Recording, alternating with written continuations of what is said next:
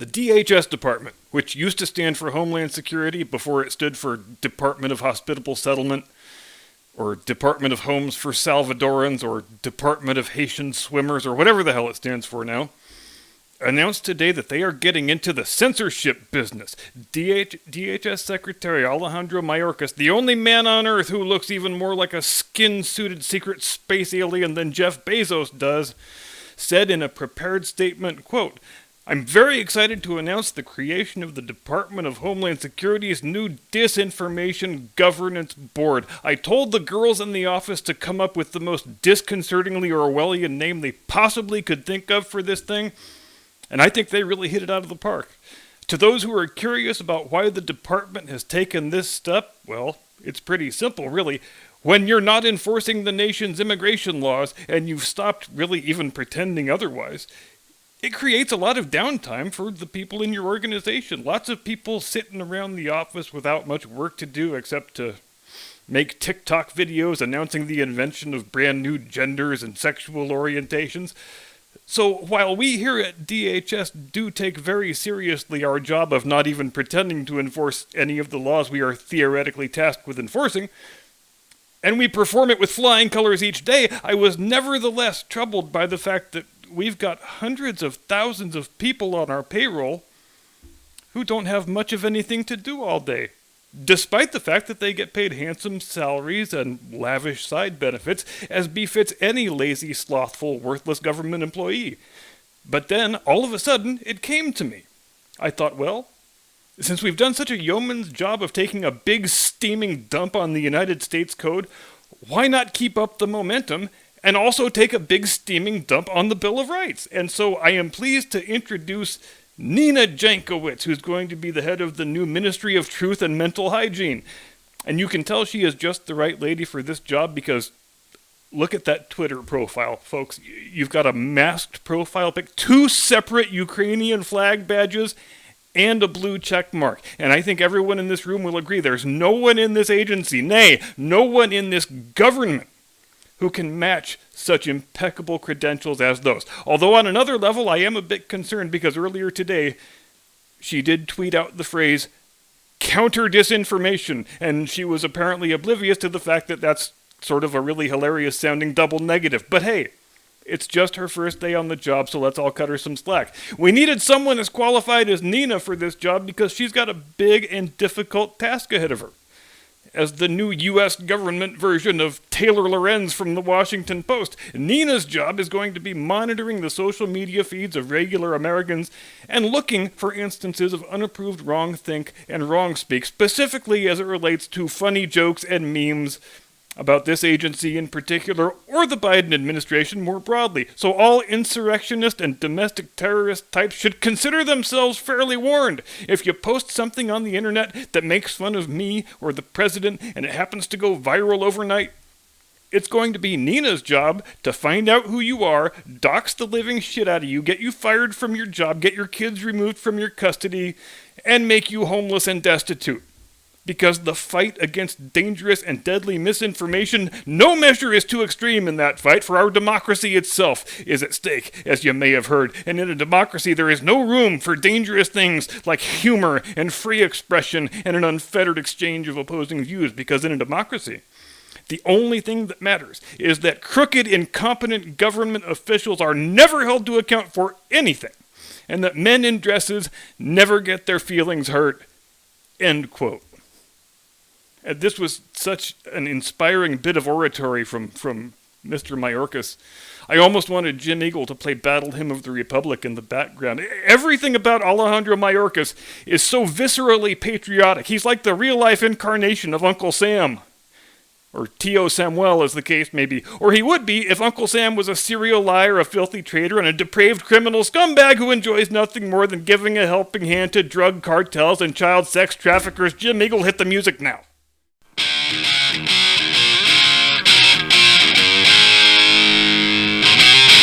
From high atop the battlements of Castle Curmudgeon, where the scenery is even more beautiful than the prose in a Stacey Abrams porn novel. Good evening, Mr. and Mrs. America, and all ships at sea. Welcome to the program. I am your eponymous host and humble servant. And the mass leftist freakout over a guy buying a website seems to not be losing any momentum. If anything, it might actually be picking up steam because the heads of dumb people on terrible fake news shows, they continue to explode right and left at seemingly regular intervals. Last night on CNN and MSNBC, everybody was acting like they were competing for the gold medal at the No Self-Awareness Olympics, saying things like, I am scared of a world in which billionaires control the flow of information, and even less self-awarely, what if Elon Musk decides he wants to flip the result of an election? There's going to be nothing stopping him. So let me see if I've got this straight. There was never one word of concern from any of these people when Jeff Bezos bought the Washington Post and turned its newsroom into his personal political score-settling goon squad, or when Mexico's richest billionaire purchased the New York Times, or when every network and cable news operation came into the ownership of a mega corporation, or when all of the local newspapers and radio stations started being centrally owned and operated by billionaires, of course, but this one certain billionaire buying this one certain website, well, that is a threat to democracy. This aggression will not stand. And the thing about elections, just, oh my God, how is one even supposed to react when someone is trying to lay out a doomsday scenario and it is a perfect description of their own prior behavior? Look, I know that Joe Goebbels' second law of propaganda says you're supposed to always accuse your enemies of doing the same thing you're doing, but I don't know that we've ever seen someone turn it into an art form quite like this. So buying Twitter gives Elon Musk so much power that he might decide he wants to put his thumb on the scales and help his preferred candidate win an election.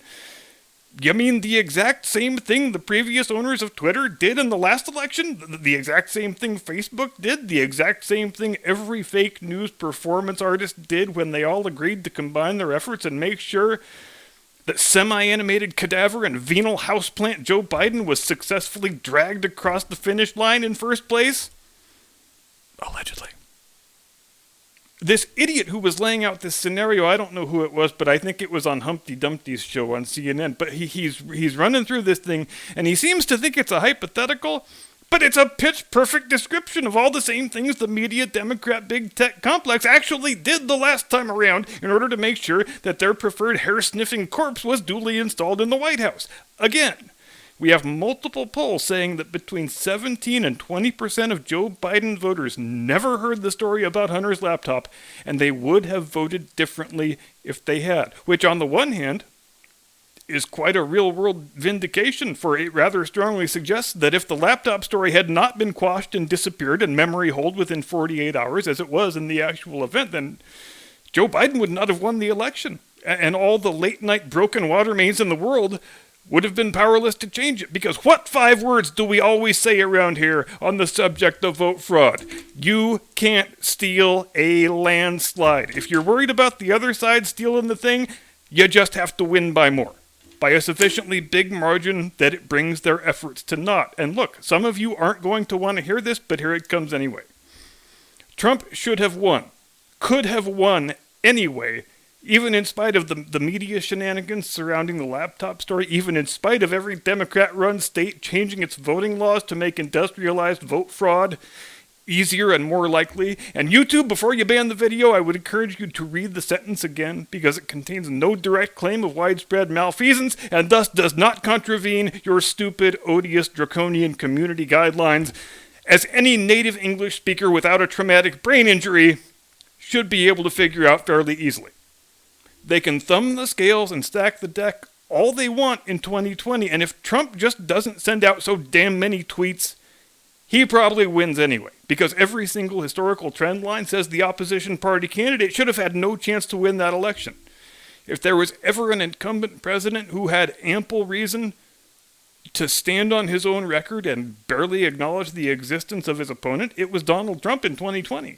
By every results-oriented metric, he's one of the 2 most successful single-term presidents in history, along with James Polk, Democrat of Tennessee, 1845 to 49. And don't get me wrong, I don't hate all of the tweets. I don't even hate most of the tweets. But as a practical political matter, even some of the Trump tweets I love the most, I would have preferred he not send. because they didn't do anything to advance his chances of being re-elected, and they might have harmed it. The tweets where he was giving people direct insights into the working of the government, those were great. Mwah. Keep all those. That is where Trump was at his best as a public servant. He would point out absurd aspects of the bureaucracy that nobody else in Washington would ever breathe out loud in a million years. And that was great too. That was wonderful. If you keep those tweets and shit can the rest, I say he wins outright, and it's probably not close enough to steal. The trouble, though, is the good, useful tweets, those were only about 1/3 of his output. When he first came into office, he was still having like flame wars with random D-list celebrities, and that was awful. It was embarrassing. And as his term went on, there got to be a lot less of that, which was good, but it never went away entirely. And look, when you hear people say, I could never vote for Trump because of the icky tweets, it's easy to dismiss it as irrational, because it is irrational, but that's not to say it isn't comprehensible. Some people just cannot get themselves past the more abrasive aspects of the Trump persona, one of which is the tweeting of obnoxious personal insults. And again, many of the obnoxious insult tweets I absolutely love. In the context of a 140-character internet hate machine, this man is like Raphael painting a fresco on a cathedral wall. But hilarious though they might be, well-warranted though they might be, they still pay no political dividend. So before you go investing too much energy in theories about stolen elections, all I'm saying here is, don't give Trump a free pass like he didn't score any own goals that needlessly jeopardized his chances of winning in a 40-state ass-kicking over the dead man from Delaware, and thus rendering moot any effort, no matter how well-financed or well-coordinated, at industrialized vote fraud. And yes, I think if he had been more well-disciplined about the itchy Twitter finger, that's probably what the result would have looked like. And today, Joe Biden would be right where he belongs, in some assisted living facility, groping nurses, eating Jell-O and tapioca for every meal, watching reruns of Matlock and Murder, She Wrote. Instead, he's walking around with the nuclear codes, because that's fun. Nothing says responsible electorate like vesting the power to destroy all life on Earth in a man who couldn't run a shoe store for 8 hours without burning down the damn building. But as long as we're talking about things Trump could have done better and to have saved us all from living in the dystopian hellscape that is now our collective abode, it wasn't just the tweets. He also failed to fire a hell of a lot of people who very badly needed to be fired. And for a guy whose personal catchphrase is, "You're fired," I continue to be puzzled as to why that is. At the beginning of the great communist Chinese Wuhan Kung Flu coronavirus of 2019, a lot of people were willing to give Tony Fauci the benefit of the doubt, and to presume that he really was what he claimed to be. Just an old government egghead, a faithful bureaucrat, a politically disinterested servant of public health. Personally, I never gave him that much credit. Alarm bells were going off with me from the first day with this guy. And by the time 15 days to slow the spread had become 15 weeks with no possible end in sight, so let's say late spring, early summer 2020, it could not have been any more abundantly clear that Fauci was a bad actor. He was a nakedly partisan political operative and also an incredibly shitty, clueless doctor whom you probably wouldn't trust to stick a Band-Aid on your ass. And it was no less abundantly clear that Dr. I'm just a simple bureaucrat loves the red light on a TV camera about as much as Hunter Biden loves banging his dead brother's wife and then begging her to go get an AIDS test. Very classy family, the Bidens, in case you hadn't noticed. Nothing says class like taking down all the kids' Christmas stockings because somebody asked why there wasn't one for your stripper grandbaby. And Fauci was increasingly non-bashful as the year went on about going rogue and undermining the president. His intentions were pretty clearly malevolent. His public health pronouncements were usually incoherent and often absurd, since nothing he was saying had anything to do with data or scientific inquiry. He was just vomiting out the Democrat Party talking points that he was handed during the morning huddle, just like everybody else does. Meanwhile, over at the FBI, all we got for a house cleaning there in the entire 4 years was Comey and McCabe getting shown the door. And that's just not anywhere near the number of bad people you have to fire in order to make that rotten edifice stink a little bit less. And so the FBI remains, just as it always has been, a rogue agency that operates of its own accord with its own agenda, that persecutes people it views as political enemies, and which never hesitates to undermine presidents it doesn't like. Personally, I don't think the thing can be reformed. I think the rot goes too deep, and that is not to cast aspersions on the character of the vast majority of people who work for the Bureau, who are perfectly decent citizens and dedicated law enforcement professionals, but you can either reform a thing or you can't. And when you can't, you have to make the hard call, and you gotta cut bait. They say Kevin McCarthy of California is going to be the next House Speaker. If he is, I'm calling it right now. He's going to be just as bad as Paul Ryan, quite possibly worse. Haven't we had quite enough of the go-along to get-along establishment Republican type? Because how much have those people done to arrest the national leftward lurch that we've undergone these last 30 years or so? Not a whole hell of a lot from where your host is sitting. So I'm extremely dubious about the prospects of the needed reforms taking place so long as the government remains in the grasp of the same two institutionalized parties that have held power for 160 years now. I don't care if you come up with a new Donald Trump every 4 years. It's far too big a job for one man to do, and especially not while trying to do it within a framework that is designed, above all else, to preserve the status quo.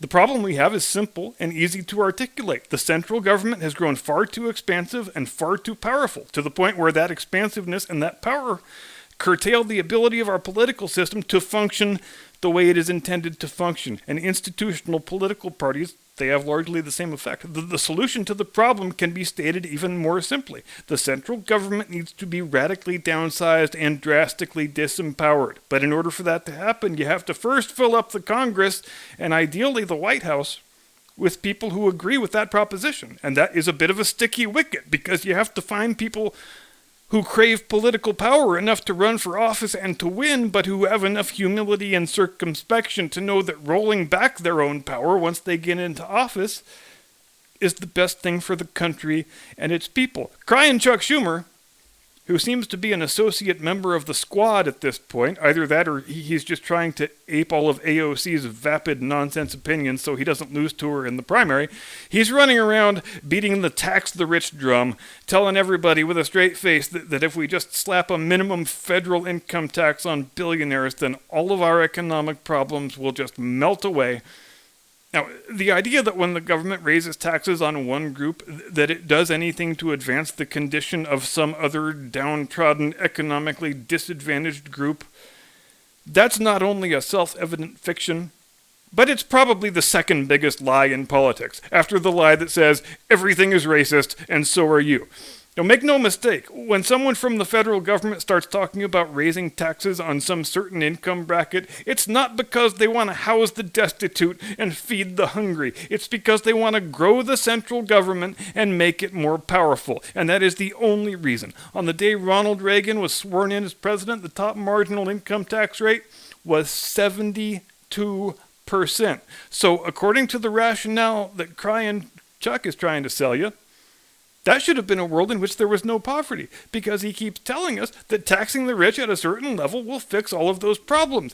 Except we tried it already, and it didn't. Ask anybody who was alive between 76 and 80. Did taxing the rich make poverty decline? And that person will laugh at you, because of course it didn't. But we sure did get lots of brand new shiny federal government agencies, didn't we? And lots of big gleaming federal office towers too. You take a government that's already too big, you give it more money, it's just going to build monuments to itself. How many times do we need to repeat this same exercise until we've figured out how it goes every time? And I will let that question hang ominously in the air as we leave things there for this evening. Thank you very much indeed for watching. Have a pleasant tomorrow. See you Friday. Do not comply. Get off my lawn.